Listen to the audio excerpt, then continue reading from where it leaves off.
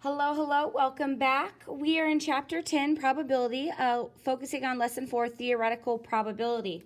So this problem says, this is the guided practice. Okay, so we're going to do one problem together, and then I want you to do a couple on your own. This says Tina has 3 quarters, 1, 2, 3, 1 dime, and 6 nickels in her pocket, 1, 2, 3, 4, 5, 6. Find the probability of randomly choosing each of the following coins. Write your answer as a fraction, a decimal, and a percent. So let's start with the probability of picking a quarter. So I'm going to say the probability of picking a quarter is equal to, well, how many quarters are there? There's 3 out of 1, 2, 3, 4, 5, 6, 7, 8, 9, 10. 3 tenths. And we could find 10 by just adding up these numbers. 3 plus 1 is 4. 4 plus 6 is 10. Okay? So that would be the probability, 3 tenths. Now, if we want to convert that to a decimal, we would say the probability of picking a quarter equals 3 tenths, right? Because this is in the tenths place. And lastly, if we want to convert this into a percentage, we're going to take 0.3 and remember, move it 2 decimals to the right, 2 places to the right, and we end up with the probability of picking a quarter equaling 30%. All right, now it is your turn to try problems 2 and 3. So go ahead and press pause, work those problems out. When you get done, press play and we'll go over the answers. All right, see you in a bit. All right, we're back. Let's see how you did on problem 2. So the probability of picking a dime is equal to, well, how many dimes are there? There's 1 out of the total of 10, so 1/10. And as a decimal, it would be 1/10, right? Oh, this is a D. That's not a Q. Probability of picking a dime. Or if it's a percent, we need to convert it to a decimal. We need to convert it to a percent by moving it 2 places to the right. And so the probability of picking a dime ends up being 10%. Okay, let's look at, if you got those right, awesome. Let's go ahead and look at probability of picking a nickel. So probability of picking a nickel, how many nickels are there? 1, 2, 3, 4, 5, 6 is equal to 6 out of a total of 10. And what do you see about this? Yes, this needs to be simplified. So I'm just going to go ahead and rewrite that. And then what goes into both of those? 2. 2 goes into 6 3 times. 2 goes into 10 5 times. So we end up with 3/5. So that means the probability of picking a nickel is equal to 3/5. Now, I rewrote the 6/10, and the reason why I did that is just so the 6/10 was clear, because I need to convert it to a decimal. And even though I can go 3 divided by 5 or do it multiply, figure it out another way, it's just nice when it's in tenths because we can just literally just write it as 6/10, and then we're done. And that's just really nice. So that's why I just left that there just as a reminder, like, hey, you can just, write it in the 6/10 in the decimal place like that, and you'll be all done. Okay, let's move on to the percent. Remember, we have to move 2 places to the right, add a 0. So the probability of picking a nickel ends up being 60%. Perfect. Okay, let's go down to problem 4. Problem 4 states, find the probability of each event.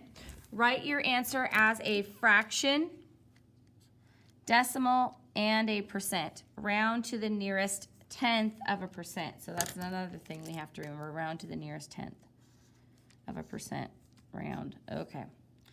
So problem 4 states, randomly choosing a red card in a game that has 10 red, 10 blue, 10 green, and 10 yellow cards, and 10 orange cards. What would be randomly choosing a red card?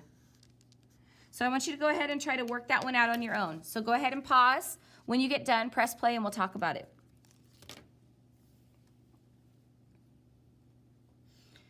All right, we are back. So let's see how you did. If we are going to find the probability of randomly choosing a red card, we would be finding the probability of finding a red card, which would equal, there's how many red cards? There's 10 out of a total. We need to add up all these 10s, so I'm just going to count by 10. 10, 20, 30, 40, 50.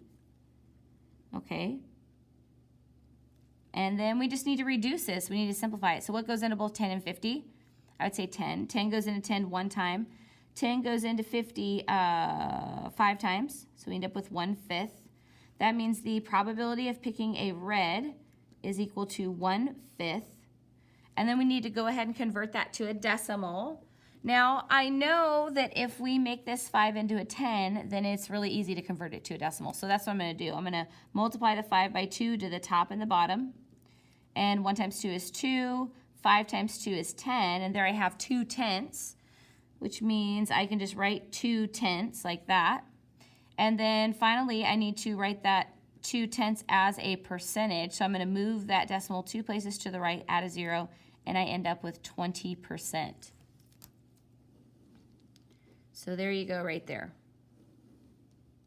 Boom. Okay, perfect. So let's go on to the next problem. We're going to kind of do this one together. This one is slightly more complicated. So tossing 2 fair coins and having both land tails up. Okay, so we have 2 coins. I'm going to take a quarter and a nickel here. All right, so we have 2 coins.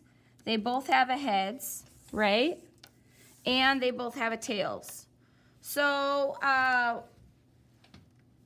we need to go ahead and figure out all of the options for this one. So for my quarter, the options for my quarter is that I can flip a heads, right? Or I can flip a tails.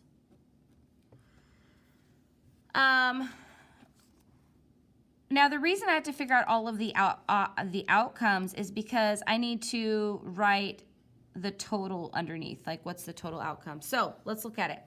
So those are my 2 options for flipping the quarter. Now, when I flip let's stay with if I flip a quarter and the quarter is heads. Now, if I flip the quarter and the quarter is heads, that means the nickel on one possibility could be heads, or the nickel could be tails, right? So that means I have 2 outcomes. I have heads, heads, or I have heads, tails. All right? But let's say my quarter flips a tails. Well, what are the options for my nickel? Well, my nickel can flip a heads or it can flip a tails, which means that leads to the options of tails, heads, or tails, tails. So now that I have all of my outcomes, how many of these outcomes are tails, tails?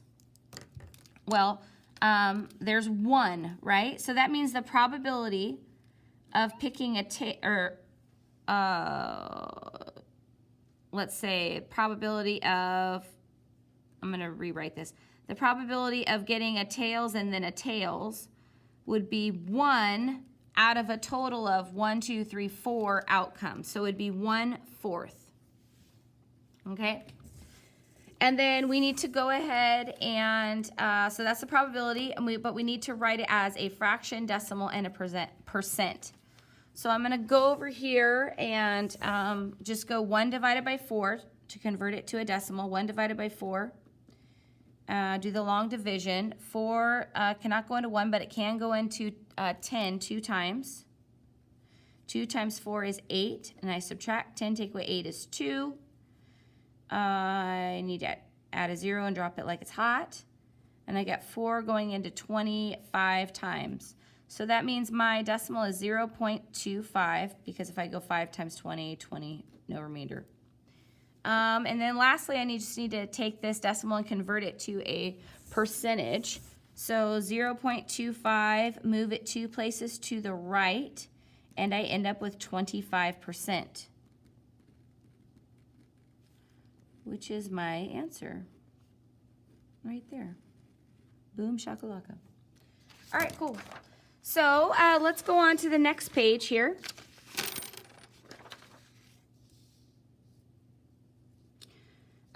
This one says, find the probability of each event. Write your answer as a fraction, decimal, and a percent. And also round to the nearest 1/10 of a percent if necessary.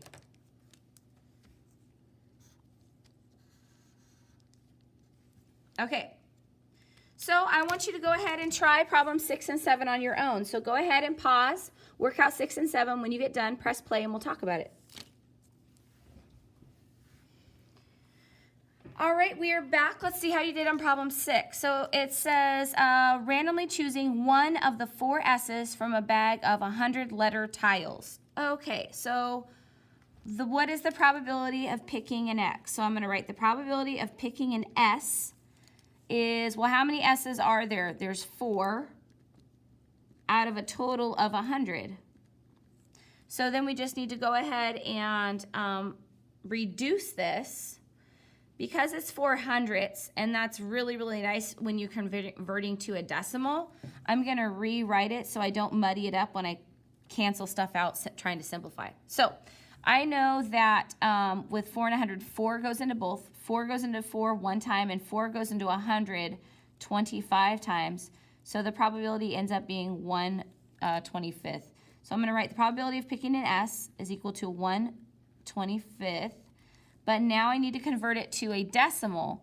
Now, when I convert it to a decimal, I'm going to go back to this form right here because that's really, really super easy, 4 100ths to write as a decimal, because I just need to put 4 in the hundredths place. So this is the tenths place, and this would be 4 100ths. Okay, so we have it as a decimal. Lastly, we just need to convert it to a percentage. So that means we're going to move this decimal 2 places to the right, which ends up being 4%. So the probability of picking an S is 4%.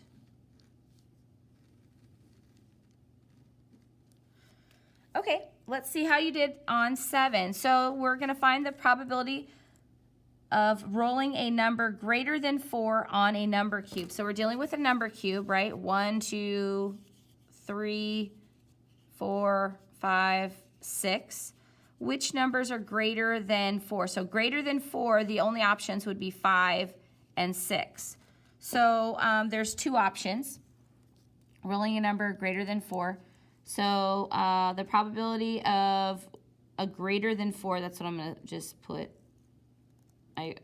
Or I could just put 5 and 6. That might have been easier. But greater than 4 is going to be, there's 2 options, 5 and 6. Out of a total of, there's 1, 2, 3, 4, 5, 6 sides on this. So out of 6. And then we're just going to reduce this. Now, this particular one, it's not very easy to convert it to a decimal right off the bat, so I'm just going to simplify it right here.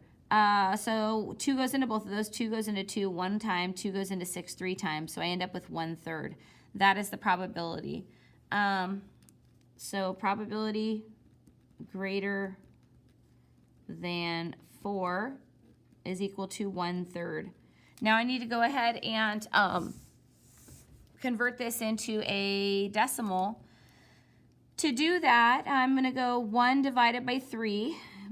This is one of those ones you're supposed to memorize, so maybe you have it memorized. If you do, you could just write it down, which is way easier. But if not, you're going to have to do the division.